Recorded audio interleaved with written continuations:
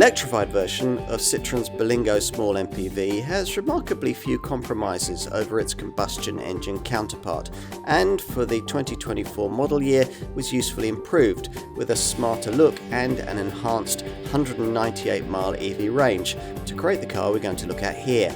In this form, it might be a tempting option if you're looking for a full electric compact family car and don't want a compact SUV.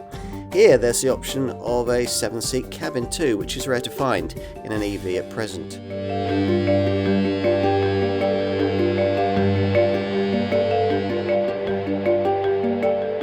Most family EVs aren't particularly practical, but this one is, Citroen's E-Berlingo.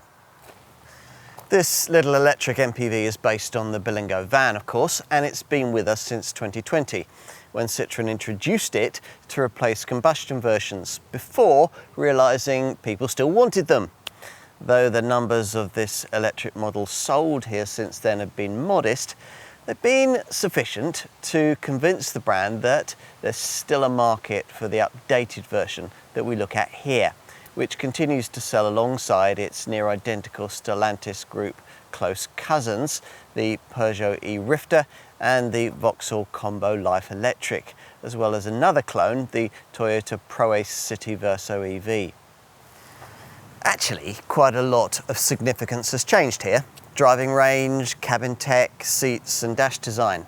So it's more than just the usual front-end visual update, though we've got that too. As before, there's van-like interior space and the choice of 5 or 7-seat versions. To find out more, you'll need the usual comprehensive car and driving road test.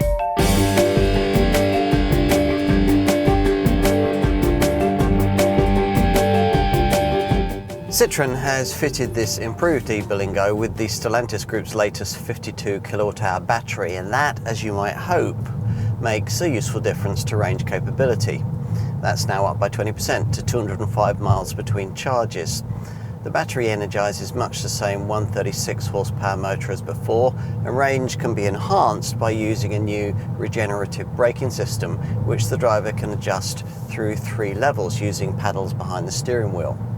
The range figure we quoted earlier will only be distantly possible if you use the most frugal of the 3 provided drive modes, Eco. You won't want to spend too long in Eco unless you really are eking out battery capacity, because it reduces the powertrain's normal output to just 80 horsepower and also restricts the climate system to conserve power.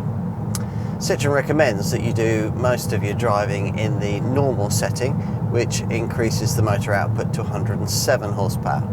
The top power mode isn't really intended for sporty driving, but for situations where you're carrying heavy loads. Like all electric vehicles, this one has a bit of a weight problem. That drivetrain adds over 300 kilograms of bulk, but that arguably helps the E-Berlingo when it comes to ride quality. You'll feel things like speed humps keenly, but at speed on the open road, it handles tarmac tears a little better than its combustion cousins. This E-Berlingo feels really at home in an urban environment, surprisingly really, because it's quite a large car, especially in long wheelbase form. But you'll feel really confident in it on the school run because all-round visibility is great, the steering's light and the suspension deals with porous surfaces quite well. Parking's easy because rear sensors and a reversing camera are standard fit across the range.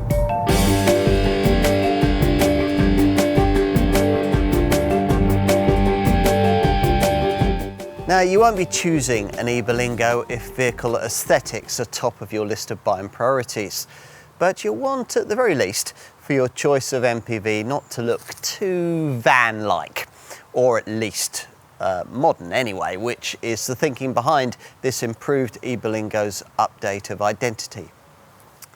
As before, the E-Berlingo comes in 2 sizes, M, 4.4 metres long, which is what we have here, or XL, 4.75 metres long.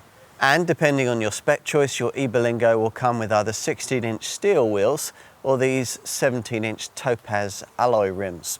Gloss black roof bars and XTR badging mark out this top max spec version.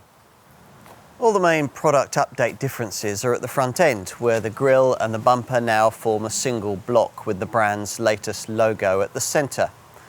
The headlamps have been restyled too, with Citroen's latest 3-segment light signature with a vertical bar and 2 horizontal bars meant to resemble blades.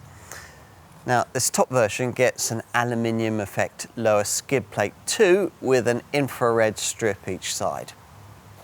As before, like its Vauxhall and Peugeot cousins, this car sits on the Stellantis Group's EV-compatible eCMP platform. Inside, where there's an EV drive toggle switch in place of the usual gear selector, but an old-fashioned key start, there's something to differentiate this Citroen from the Peugeot and Vauxhall versions of this design. The brand's well-stuffed, advanced comfort seats on top Max versions like this one. Chairs that use unique architecture and specific high-quality foam. These armchair-like pews have special side support and a 3-colour quilted finish, not the sort of thing you expect to find on a converted van. Citroen has updated the dashboard design so that it can accommodate a larger 10-inch central infotainment touchscreen with wireless Apple CarPlay and Android Auto connectivity, and the brand's latest voice control system. There's also a new configurable digital instrument cluster, and the upper part of the dash features a gigantic top box glove box. That's made possible by the installation of the airbag in the roof. Dotted around the cabin are a multitude of storage areas which have a combined capacity of 167 litres. The longer XL length variant has 2 additional removable seats in row 3, but here, as mentioned, we have the medium length model. Let's take a look inside.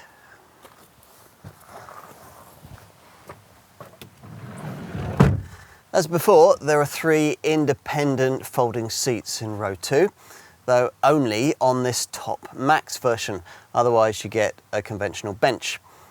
Because the battery pack is mounted beneath this MPV model's floor, cabin space is not compromised at all over comparable combustion engined Berlingo models. There are tray tables in the front seat backs. An advantage of stretching to this Max trim with this M model is that you get the chance to specify an option that really completes the interior of this car, the module-top roof. This adds a panoramic roof with a floating style backlit translucent roof arch and extra roof level storage. Which also means that there's simply loads of luggage room. Even this 5-seat short wheelbase M model can swallow 775 litres in its boot, while the alternative long wheelbase XL version has a capacity of up to 1,050 litres. In addition, if you're taking really long items, the front passenger seat can be folded flat, allowing items like surfboards of up to 3,050 millimetres long to be taken inside XL models. The parcel shelf at the back can be mounted in a choice of 2 heights with this M length model and can take up to 25 kilograms of weight, so you can even put the family dog on top of the shopping.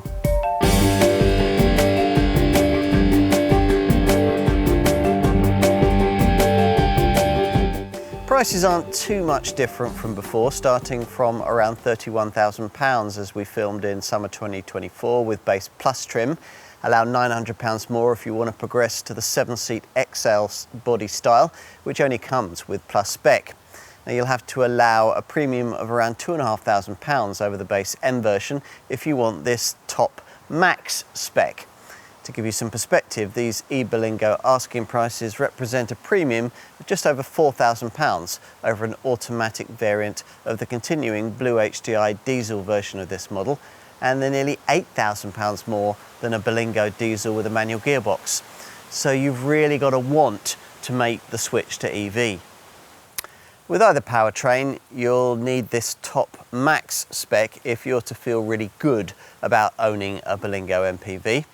This is what you'll need for the advanced comfort seats and the individually reclining second row chairs. This Max version also gets an opening rear window that opens independently at the tailgate, making it practical for quickly loading or unloading small items into or out of the boot. As before, customers can consider the optional Modu-top multifunction roof, which incorporates a translucent arch, a rear roof box, ambient lighting, and a blackout panoramic glass roof with electric blinds. This improved e-Berlingo is available with up to 18 driving assistance technologies, such as adaptive cruise control with stop and go function, an electric parking brake, a rear view camera with top rear vision, grip control with hill assist descent, and tow bar stability control. This e-Berlingo also offers easier parking thanks to 12 parking sensors around the vehicle. In addition, images from the rear view camera of the top rear vision system are displayed in high definition on the car's 10-inch central screen.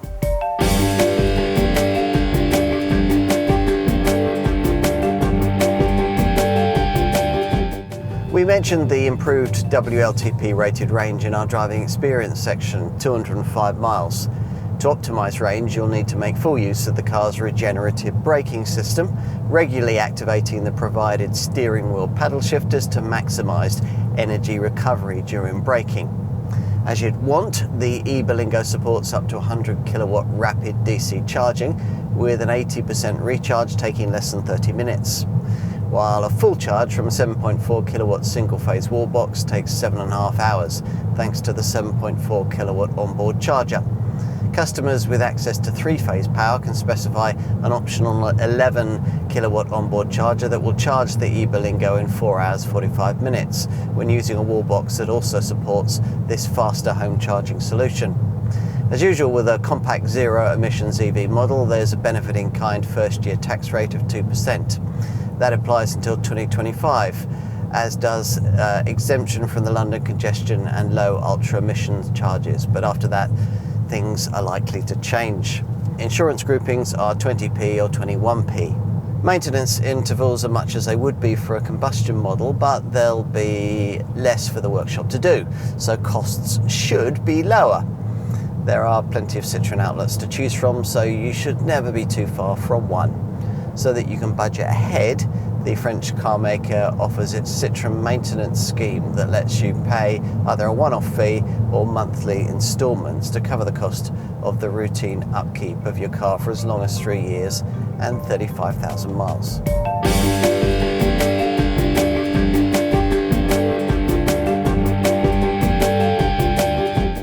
There must be plenty of people out there who want a family-shaped compact electric vehicle, maybe as a second car, but don't want an SUV. It would have to be realistically priced, have an acceptable driving range, and not look too van-like. This improved e-Berlingo, to our eyes anyway, ticks all those boxes.